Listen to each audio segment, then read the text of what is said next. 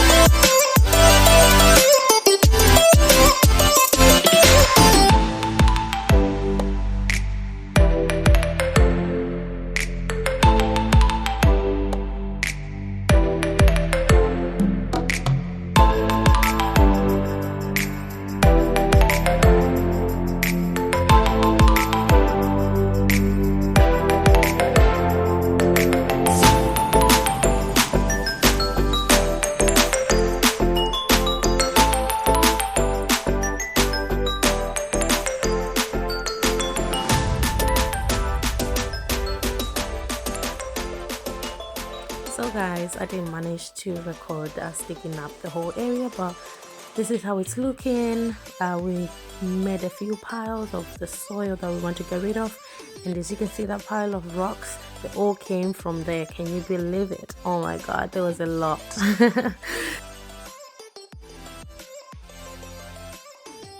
Here we are at a hiring company to hire out a rotavator to help us soften the soil a bit, the ground, because as you can see from the first video, it was a bit cracky and hard and stuff, so it's a bit more clayish like. So we want to use the rotavator to soften it up a bit, and it will be easy as well where we want to level it.